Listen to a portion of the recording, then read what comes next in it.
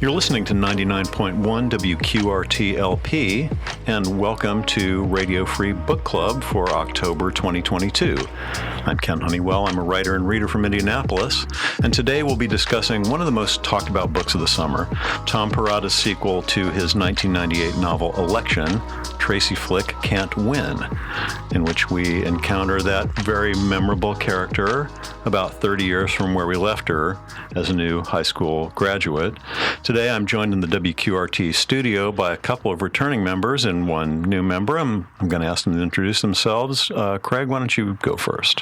Hi, I'm Craig Von Deylen. I'm an architect, real estate developer, arts patron, and the father of a high school government and current affairs teacher. That will come in handy on this discussion, I imagine. Yeah, Tracy. Traci Cumbay, a marketing writer, hiker, baker, and dad joke enthusiast. Yeah, maybe you can grace us with one of those later if we behave ourselves. And Barb, we have our new member here today. That would be me, Barbara Shoup, novelist. I work with the Indiana Writers Center. Oh gosh, I like to travel. I like to look at paintings. I am addicted to reading, and yeah, that's about it. Great. Well, we're glad you're here and you'll fit right in. So, yeah, thanks, everybody. And just a reminder to everybody listening, this may be that rare book club where we actually talk about the book, and we will absolutely be spoiling this one. So if you're planning to read Tracy Flick Can't Win, or you haven't finished it, come back later and listen to us. You can find all the episodes of Radio Free Book Club on Mixcloud or on Spotify or wherever you listen to podcasts. All right, so let's get started, and let's actually, while we were getting going here, we were talking a little bit about Tom Perrotta. What's all your familiarity with Tom Perrotta? Tracy? I've seen more of the movies and shows from his books than I have done any actual reading until now. I did read Little Children and quite liked that, but then otherwise it's the Election movie and the Leftovers series and Mrs. Fletcher, the series that I'm familiar with. Yeah, Craig? I've never watched the series, but I did watch Election, loved it when it came out originally, and this is the first time I've read one of his books. Yeah. Barb? I've read most of them, I think. We were talking earlier, what came before Election? Because I don't know if I read those. Joe College is the one that I remember. Stories? No, it wasn't. No? Okay. I don't remember. That was a novel also. Okay. Was Little Children before Election or after? I think it was after. I loved that one. Mrs. Fletcher, which I completely forgot. I didn't see the series. I read the book, but I completely forgot the story. And The Leftovers. I thought The Leftovers was a really good book, and I just, for whatever reason, I couldn't get into the HBO series. I heard it was really good. Yeah. Tracy, you're nodding at me. I'm a big fan, yeah. You're a big fan. Absolutely. Non-science fiction loving Tracy is a big fan of more science fiction than she thinks she is. But yeah, I mean, obviously that was a really big movie and a big breakout role for Reese Witherspoon. And it's hard to imagine the character differently from Reese Witherspoon. And it's interesting, Tom Perrotta has said, basically, the character of Tracy Flick was taken from him. Tracy Flick became Reese Witherspoon and what everyone else thought about the character. Did he say how he felt his idea was different? I didn't go that far into the interview, so I didn't hear that. But I mean, it seems like in the book anyway, which I've read a couple times recently, he doesn't really take a side. He doesn't seem to take a side. He seems to be pretty objective about whether Mr. McAllister or Tracy is the real villain here. Kind of. I mean, it's hard for Jim McAllister to not come off as a villain in the book, but everyone made Tracy the villain of the movie. I mean, she was the villain of the movie. Well, he makes you choose in the book. He does make you choose. Depending on who you are, right. You're going to decide who you think is the villain. Yeah, but he doesn't. But I think he plays it pretty even in the book. Agree. But yeah, I mean, I think in that way, Tracy Flick became a character that he didn't necessarily anticipate her becoming. Yeah. And any opinions about Tom Perrotta? Barb, you say you've read most of his work. Yeah, I've always just enjoyed his view of the world, that it's just sideways, it's just so skewed, and he just will see things like that whole playing out of the park where the mothers would go to the park. I've forgotten the name of the book now. Little Children. Thank you. That's how great my memory is. But just he'll take a normal situation and just turn it. And he's got such a great sense of irony, which I sort of thought was missing in this book, and a kind of a wicked sense of humor. Yeah. Yeah. Tracy, I know, Craig, you're not that familiar with his work. Any opinion about Tom Perrotta's work in general? No, and any opinion I might have had would have been colored by how much I hated this book. All right. Well, maybe we should. All right, then. Maybe we should just get into that. That's great. I love this book, and it seems like Tracy, whenever she hates a book, I love the book. Oh, that's We're funny. like a point counterpoint. Yeah, that's good. Well, let's. I'm kind of more with you, Tracy. Yeah, I was very disappointed in this book. Yeah. Well, let's talk about that, and let's just talk about why. Why did you guys feel that way? Nothing happened for a very, very long time, and then the thing that happened was absurd. I got irritated by the shifts in perspective, which felt just useless and really also amateurish. You could have changed some of the details, like, take out the RV or lose the dog app, and you wouldn't be able to tell who was here. Who was who. They all sounded exactly the same and basically behaved the same. So that was irritating. And when I got halfway through and there was still nothing happening, I got really irritated and just put it aside and didn't expect to finish it, actually. Although, Ken, I love you. So I breezed through the last 80 pages this morning. Well, thank you, Tracy. I really appreciate that. That's funny. Yeah. I loved it just because I thought it was an easy read. It was a wonderful character development piece that was kind of like listening in on people's thoughts that they would not normally have talked about. And I think that the developing of characters, based even on the RV thing, was very interesting and very real to me. I could really understand who they were. I don't necessarily agree with them, and I think a lot of them were demented. But it was just kind of an interesting character development piece. Well, that's another thing. I don't really feel like anyone was demented either. I was just bored by all of them. All right. Yeah, they were kind of predictably demented when they were demented.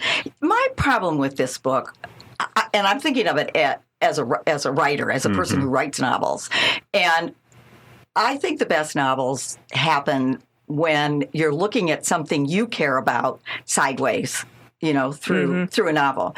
And I feel like in Election, he was doing that, And in this book, I don't know what he was interested in.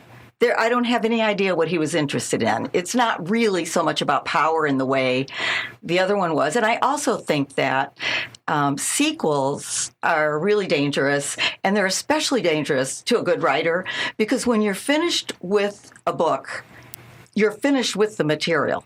Right? And so to do a successful sequel, you have to be able to imagine that set of characters in another scenario that you care deeply about. And I don't think he did that here. I think he just thought, well, that would be interesting to do a sequel. And I felt like, as a person who I liked the first book, I felt like he really just didn't deal at all with the repercussions of what had happened to her as a teenager. He didn't, we didn't really see how they affected her life. I could hardly believe, really, that a person who was so ambitious and so just determined as a young person would be just so satisfied and not have any anger whatsoever. As much as she might have loved her mother, to come home and, have to give everything all that she had dreamed of, to give that all up and not to have learned really anything. She does kind of think about it a little bit and think about, I know I was groomed and this person was just trying to make me feel special. But it was just cursory. She didn't Agreed. She didn't deal. And this is a person who's constantly thinking about her relationship to the world and her position relative to other people. So it does seem like a gross oversight not to investigate that a little bit. Yeah. The only bit I saw of it was when Lily remembered that Tracy had taken her aside and said, you're better. You're better than they are. And that was the young Tracy speaking, which I thought was a nice moment. But I just didn't feel like there was any substance to it. It was plot driven. And it was, I didn't even really believe the plot in the end. Yeah, Sorry, Tom. Well, I'll echo Tracy's comment. I think it was hard to distinguish one character from the next if you were just going by how they were speaking and how they looked at the world. And honestly, I felt the same about Election. It was also very similar in that way. The other thing, Barb, I would ask though, that the piece that you shared with us from Vox, the writer there also suggested that Perrotta's characters are not always honest with themselves, and we're first person for most of the characters in both of those books. So I wonder if part of that is just Tracy not being honest with herself. I think you're absolutely right. I think she's absolutely dissatisfied with where her life ended up.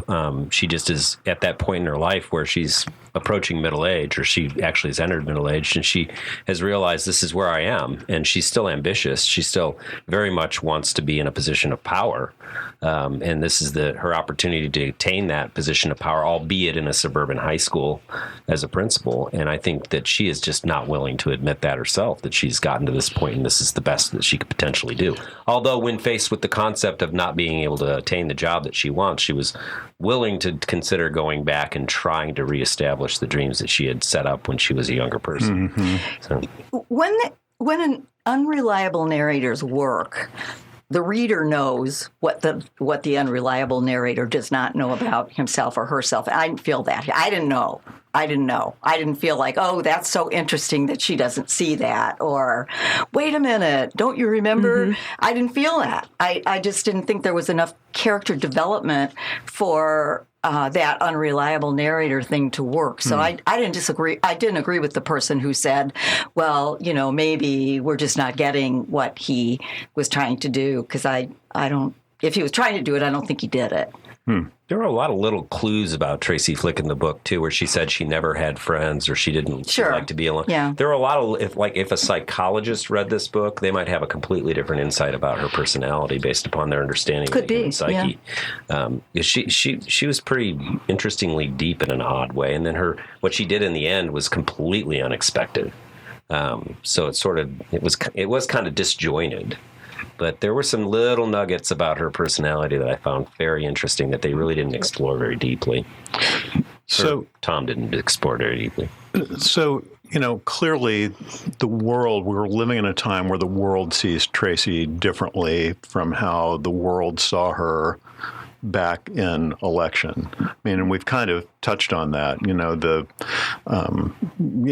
pretty much everyone, critics and Tracy was used kind of as a model for, she was, you mentioned Tracy Flick in the same breath with like Hillary Clinton, right? She became kind of like the archetype of the power hungry woman. Clearly we're not in that day now. And, but do you think Tracy has changed from this book? Or in this book from Election, or do you think it's just the way we look at her has changed? Well, she's obviously changed because she's not behaving really in the same way. My problem is I don't know what changed her. And I want to know that. I want to know how she became the person that she is now, and how she processed the stuff that happened to her in the first book to become that person. I think the answer has a lot to do with having to leave school to take care of her mom. That seemed to be the turning point that the author was pointing to. And is that, did you find that credible? I mean, she abandoned all of her plans. I mean, as she said, this, being president wasn't her dream. It was her, I don't think it was planned, but basically that's what she was saying. I found that totally credible. I mean, I've seen that happen in a lot of people's lives, and that creates a mellowing effect on their ambitions, and it really changes people from that driven person that they were when they were younger. So I've actually seen that happen in people's lives, and it really changes you. And it's unfortunate in a lot of cases, but it does happen. Yeah, I found it credible that would happen, and that she would feel obligated or loving to her mom. I guess maybe I never really understood the nature of her relationship with her mother in the first place. Her mom was very pushy in terms of when she was younger, but also very self-sacrificing, and that can create lots of different kinds of feelings. It can be guilt, it can be love, it can be all kinds of things. She certainly wanted to get away when she was a kid. Also, totally credible. Yeah. I just found her a little bit of a mystery how she got from, how she became the person she did. I also thought it was really interesting that, the little thing about how she had the affair with a professor, right? Which is such a I mean, that's a kind of a pattern of behavior. Which sort of surprised me. But that goes back to the psychologist again. I mean, she grew up without a father. She was looking for father figures in her life.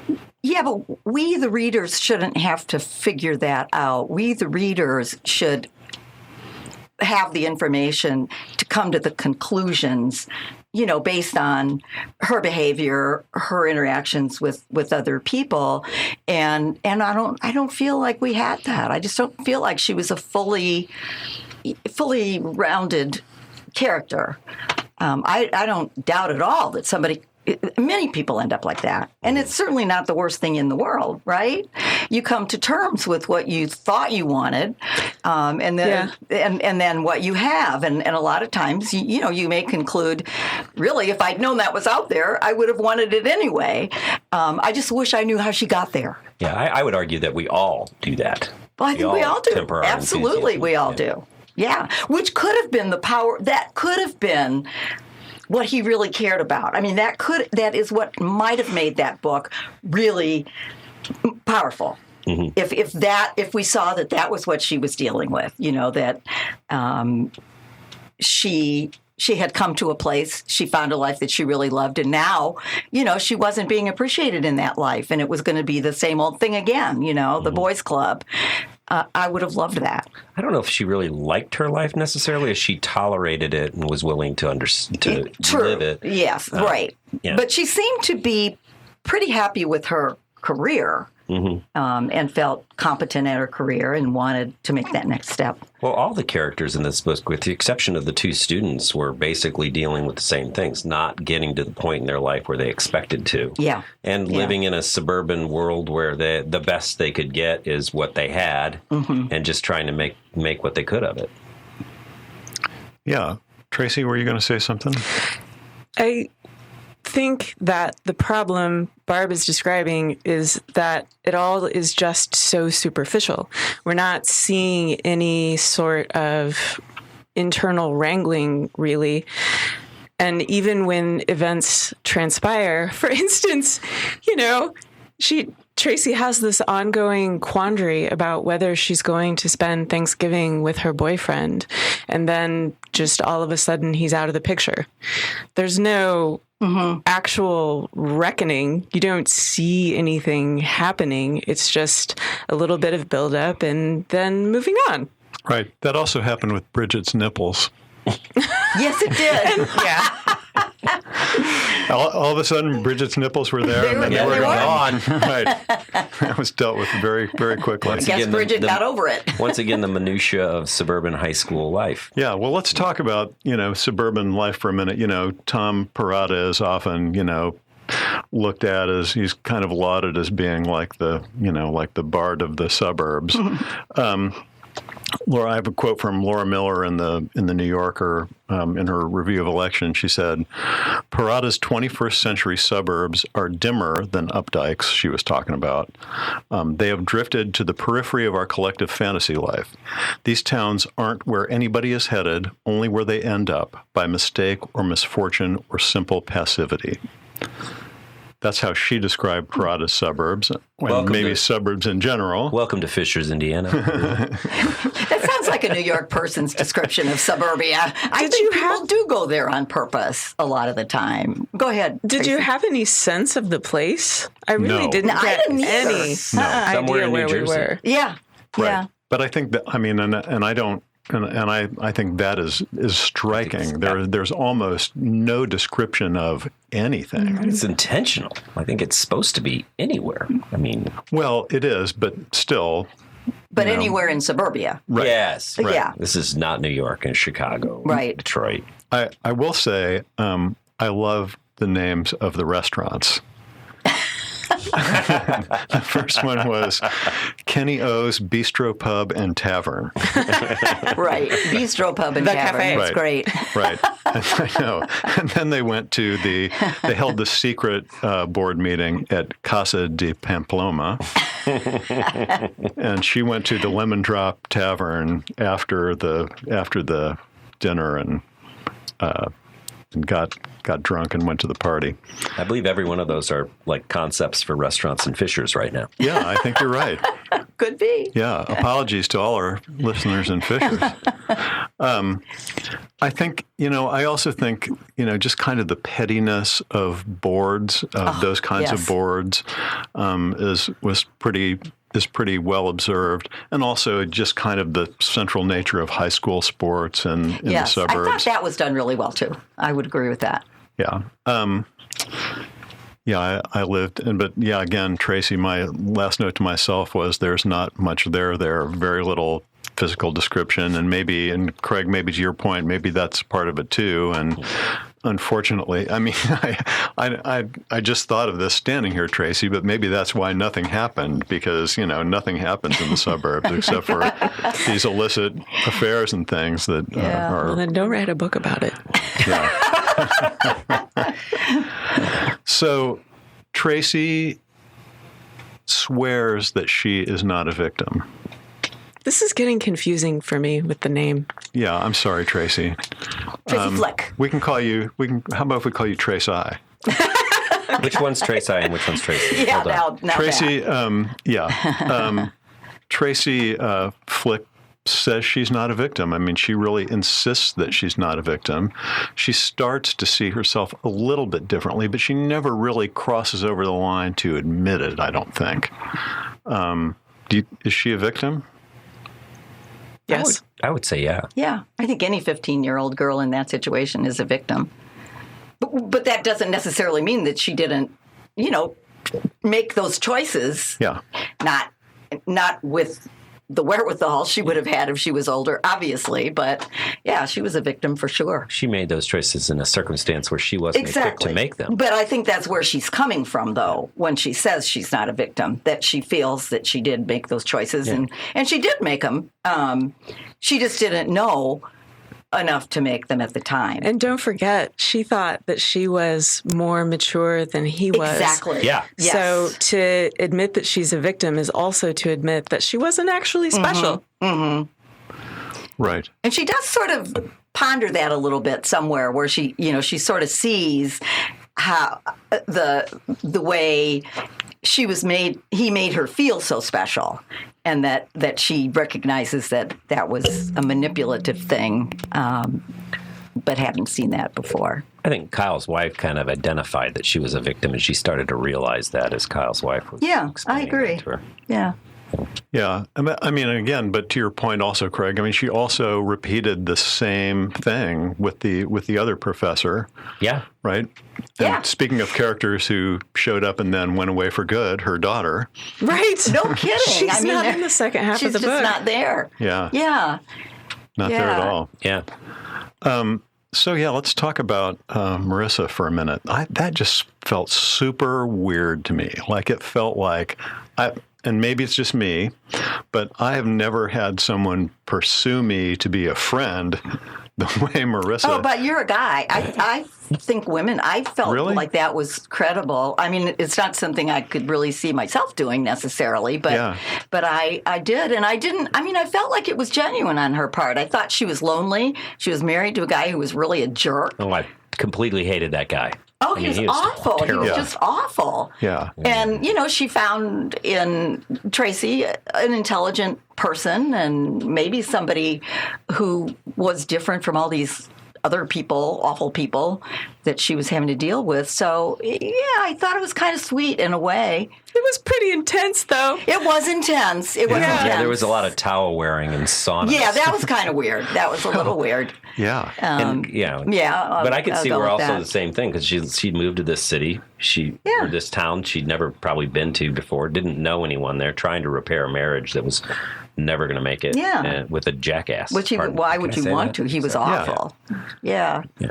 But that was at least a subplot that sort of had a bit of an arc. I mean, she did end up becoming friends with her, and I think that was important for her because she didn't have friends. She wasn't willing to be vulnerable ever in her life to have friends that were women.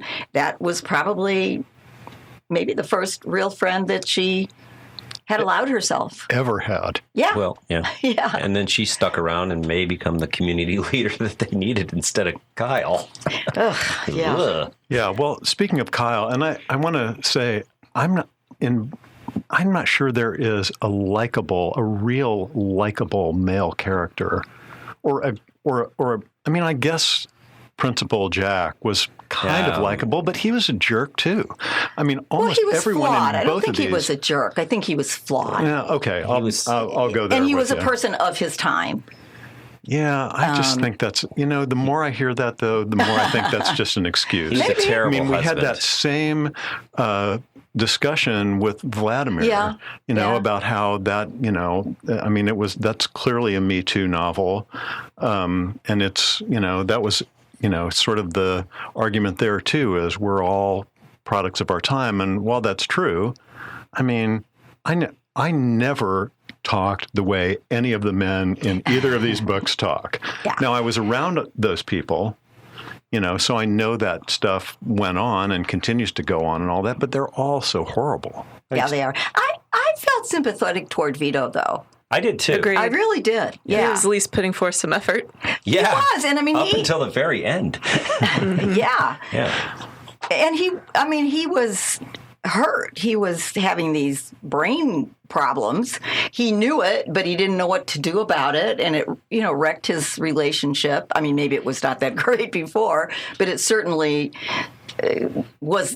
caused the end of the relationship with his family. And I felt like he was a sad case. Though, I don't think there's anyone likable in this book. I don't really like Tracy. Marissa, I don't know well enough to really have an opinion about, except that she's really going after Tracy. The high school kids are complete non-entities. I don't know why they're there. Maybe front desk Diane? She seemed nice. She seems fine. She seemed like a nice Hall of person. Fame. She may have Nice, been, yeah. I kind of have to agree with Tracy there. But there's, I agree. I mean, she was also having an affair with Jack. yeah. But she did Willingly, seem like a nice, she Yeah. did seem like a nice person. And maybe that's a product of the environment they're in. I mean, they're just not the kind of people we want to hang out with. So. Yeah, I don't know. I had problems with the kids too. Why do you think they were there? Anybody have an opinion? Well, they had to have kids because it's high school. Well, you'd have to do that. But they didn't pick interesting ones. The Lily, maybe there was a little something going there. But that whole thing about her relationship with Clem that contributed nothing to the story.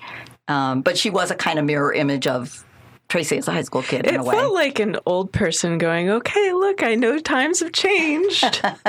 Right. That is exactly how I felt. It's like, oh, you know what we should do? We should throw in a little ASMR. That may be what it was. It's just, I got to make and a this prescient non-binary to character. the day, so I'm going to do this with the kids because they represent the future. But my Tom Perrotta would have made that funny. He would have have twisted it somehow, and it would have been funny, but it wasn't funny. No, it was really tiresome. That whole thing. I'm starting to hate this book. Mission accomplished. It should have It's been. really ticking you off now. It should have been funnier. That's exactly was right. not. It was not funny, and he's funny. Because Election was hilarious. Exactly. For all of it, whatever the flaws were, it was funny. And this is not funny. All right, you guys swayed me. It's terrible. All right. Well, that reminded me of, and that idea that he's the old guy trying to think about the kids reminded me of what was that terrible Tom Wolfe book where I Am Charlotte Simmons? Is that what it was? Oh my gosh. So. That was like a grandpa imagining like what a sorority girl like, was no, like. you're not. Yeah, exactly. I mean, maybe I wanted to love this book because I fell in love with Reese Witherspoon in Election. Oh, there you go. There you go. I didn't like the character as much, but you liked her. Awesome. She was so cute. She was at the time. Perky. Yeah. Well, I'm a little older than that, but regardless, she did such a great job. She did that do a good job. overachiever. She did. And it's not an easy thing to do. So no, what a signature role for her. And I wonder. I mean, I haven't seen the movie for a long time, but I wonder if our opinion about the character in the movie would change as much as our opinion about the character in the books has changed in these 30 Mine years. didn't. I just watched it last week. Yeah. I watched it again last week. Yeah. It held up for me. Yeah. Mm-hmm. But did you feel like Tracy was the villain?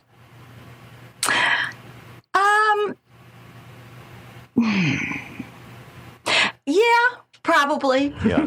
I mean, she to me, she was kind of like this archetypal type of high school girl. Yeah. And I don't like those kind of girls. Yeah. I never did. And so I was projecting that. So, and like I said before, I think how you think about that has more to do with who you are than who the character is, right? If you could relate to her, you might think she wasn't, but I didn't. I thought she was so manipulative. Well, girl or guy in high school, the overachievers drove me nuts. Oh, they're awful. Yeah. They're just, I was the last guy in the class. I sat in the back row, So, they were just, but I mean, I didn't really necessarily see her as the villain. I just saw her as what she was. And I think a lot of people, now keep in mind, Matthew Broderick played the other potential villain, and I saw him because of Ferris Bueller's Day Off as this like lovable character. I mean, that was a seminal movie for us, and loved that I always thought he's such a great guy. He's just trying to defeat that overachiever, and I think that colored my impression. Well, I guess. First of all, I don't think about villains and heroes in terms of novels. I just don't. I just think it's a bunch of people, and if it's a good novel, everybody has a problem that I can sympathize with, and I could sympathize with her because she doesn't have any friends. It's not making her happy what she's doing, and I could sympathize with him because I taught high school, and I know how that works, and he was having a hard time. So let's talk a little bit about Reggie. That's another character who didn't actually appear. I wish he had. I do too. He may have been the saving grace for that book. Agreed. So, I mean, yeah. Yeah, another just kind of episode that was talked about and didn't really go anywhere, but maybe kind of motivated the ending of Vito apologizing. Maybe that's who it is the person he still had to apologize to. So he had to kind of get that out before he died. Yeah. But man, I thought that was a disappointing element as well. Yeah, because he was an interesting character, and the friendship was an interesting friendship. Yeah. But again, it feels like another one of those current topics that got shoved into the book, like ASMR and but it was more believable. Yeah. I mean, I felt like the brain thing was way more believable than some of the other stuff. Yeah. And also that golden boy thing. There are always those guys in high school who are like that, and they don't necessarily. A lot of them turn out like him, which is sad. Yeah. I agree. Well, let's talk about the shooting. That was something. And Yes, Glenn. it was. Yeah. Anybody have issues with the character of Glenn and his motivation to shoot Vito? It's quite something to carry that around for, at least 20 years, right? Would it have been longer than that? A lunchroom incident. It was a pretty profoundly jerky move on Vito's part, but yeah, I didn't buy that. And I didn't buy that he would. So he had put himself in a position to be a guardian. Right. He was, what was his gig? He was like a part-time cop. Right. Mm-hmm. And yet he was willing to put himself in that position to give up his life just to shoot this guy in front of a lot of people. No, I didn't buy it. And it was also not that whipped cream incident was not the source of his brother's problems, but it was the source of his problem. It was the source of Glenn's. Because he didn't Because he didn't do anything. Yeah, Glenn's problem was his own self-loathing. Yeah. Yeah. But yeah, again, I mean, it just completely changed the whole tone of the book, and it just felt really weird to me. I wonder if he knew from the beginning that was the way the book was going to end, or if he kind of, sometimes you get to a place where you're like, okay, what next? And that was... Right, got a deadline, got a contract. I don't want to get my advance back. Exactly. Well, and the other thing is that, so Tracy didn't even have a nemesis until, we were 85% into the book. Yes. And then conveniently, someone else gets her nemesis out of the way through another unbelievable turn of events. So the shooting happens, and then the guy who is going to take over is just like, let her have changed my mind. Yeah. What? Yeah. I wasn't buying it. But then again, I mean, as I said to you guys, then I thought about Empire Falls, Richard Russo. I don't know how familiar you are with that, but that ends like with the school shooting. And it's a comedy, right? More prepared for. Yeah, I would say that I would agree with that. Yeah. Yeah, you saw that character on that path toward the school shooting. You really didn't see Glenn on that path to shooting Vito. That's such a drastic thing to do. And if you don't sort of see the person pondering it, contemplating it, when did he think the first time that he might do that? Was when he stopped the cop or stopped Jack, and why did he stop Jack in the first place? On the road, just so he could get in the story before the second half of the book.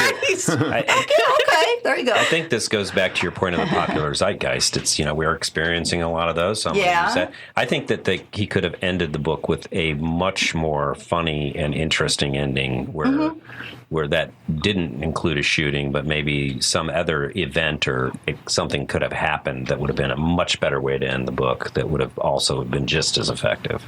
And really, in a way, an end that would be sort of like, well, here you are.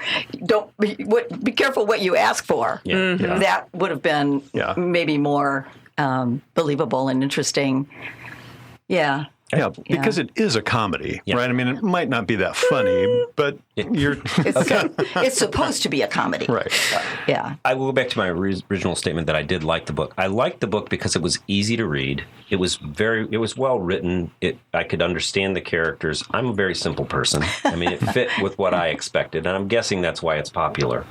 But I think there are some flaws that you guys have identified pretty effectively. I wonder if it is popular. I don't know. I wonder how many people are disappointed, especially if they're Perrotta fans. If you hadn't read anything of his before, then disappointment wouldn't be in the picture. Since you got it from the library, we could check and see how many people checked it out before you did. Remember how they used to have the card? Yes, I know. You can't do that anymore. I hate that. Yeah, I don't know. I think it's gotten very good reviews. In general, it has gotten very good reviews. Yeah. So yeah, I don't know how it's selling. Well, Tracy Flick can't win. Does she win? Does she win in the end? Well, she gets the job. Yeah. I don't think so. I would not. I'd take not getting shot over getting the job. Frankly. Yeah. Right. And jobs come and go. She got it because of circumstances. She didn't get it because she achieved it. She got it because the other guy dropped out. It's not a big win. No. I do think that whole process, though, that also struck me as something credible, was that the person who has been there all along, the loyal lieutenant who's up for the next job. No, they're never going to get it. Right. They got to find the new shiny God person forbid you should give it to somebody who's right there and that is really good. You got to go, 50 miles in a briefcase. Right. The person's going to be better. And think of what a more interesting book it would have been if the other character, the overachieving woman who was up for the position for 27 seconds, and the coach came into the picture earlier, and we actually had a horse race. Yeah. Well, that was, the election thing hinged on the election. Right. And it built up to that. But there wasn't really a fight like that. No, at first I thought I was supposed to be worried about who was going to go into the Hall of Fame. But they've worked that out in a little friendly meeting. It was no problem whatsoever. They were also going to vote about that, if you recall. Jack said they were going to all have to have a vote on that, by which he meant, I think, the school or maybe even the town was going to have to vote on that. No, they just decided in the back room. Right. Yeah. The funny part was the other characters that they had found or had applied, or their family members. Those letters were a hoot. they were. That was really funny because that was real. Funny. That was I could totally see that. Yeah, I agree with that. Those were Yeah, the one from the marketing lady hit a little too close to home. Yeah, didn't it? I've seen a bunch of those kinds of let's laud the makeup local person. That was funny. Yeah. So, what do you think? I think I can read the room a little bit to see if we think we would recommend this book, Barb. I wouldn't, especially if you were a fan of Tom Perrotta's, other than as something of interest. He did this, and you might want to look at it, but probably you're going to be disappointed. Yeah, Tracy. I would recommend throwing it at his head. Craig? I would recommend, if you got 5 hours on a beach somewhere and you got nothing else to do and you really like Reese Witherspoon from Election.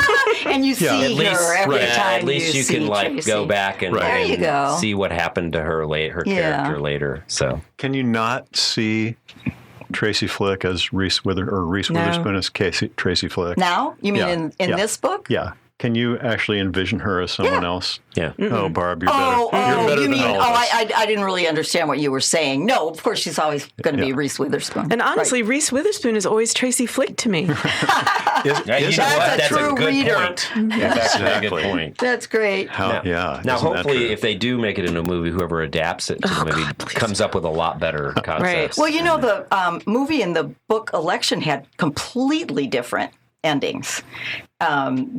The book ended with Mr. M becoming a car salesman, and the movie ended up with his wife divorcing him, and he goes off to New York and sort of has a great life.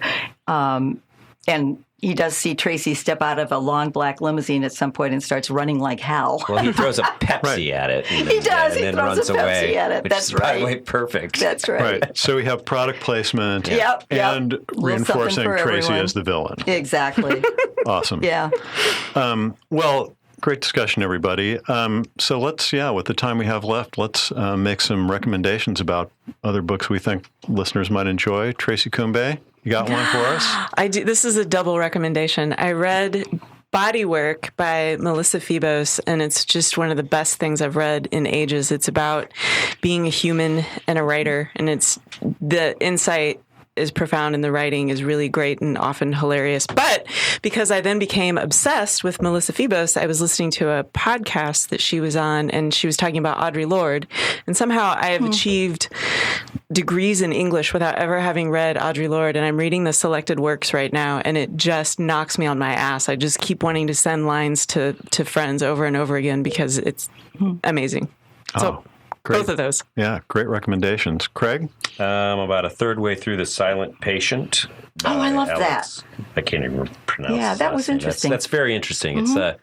It's developing kind of slowly, but it's kind of an interesting thing. Yeah. And then I got a suggestion of Forget the Alamo: The Rise and Fall of the American. So that one's actually kind of. I want to read that one next. All right, awesome. Barb? Becoming Duchess Goldblatt. What an amazing book. I don't even know how to begin to say what it's about, except that a very, very sad woman just didn't want, she was grieving, did not feel that she could see or be with anybody. And so she created this fictional character called Duchess Goldblatt on Twitter. And it goes from there. It's a really beautiful book about grief and life, and Lyle Lovett is involved.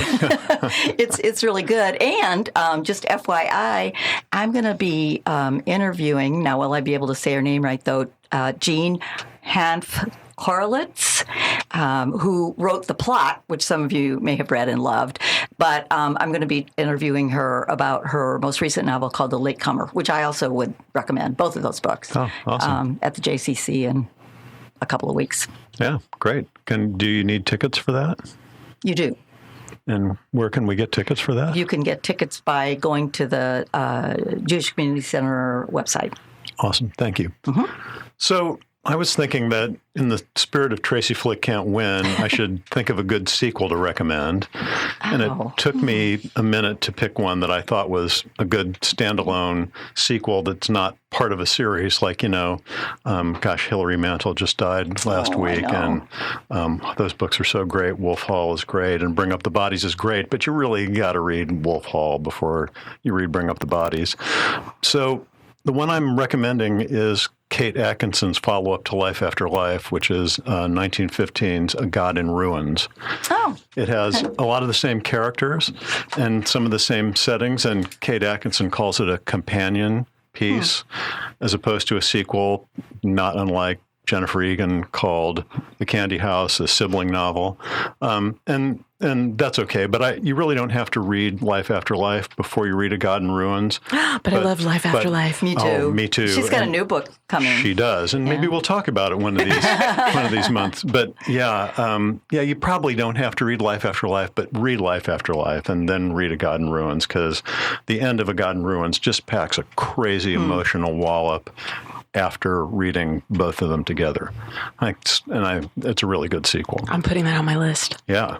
My list is so long. Yeah. Well, as are all of ours, I believe. So, thanks everybody for the great discussion, and thank you all for listening. You can find notes to this and all our other shows on the Radio Free Book Club blog on medium.com. You can also follow us and drop us a note on Facebook and Twitter. You can stream the show wherever you listen to podcasts. Our show is produced by the amazing Oreo Jones for 99.1 WQRT LP in Indianapolis, and for Traci Cumbay, Craig Von Deylen, Barbara Shoup, and all the members of Radio Free Book Club. Thanks for listening. Join us again next month, where we'll be discussing Ken Kalfus's novel 2 a.m. in Little America. And until then, go read a book.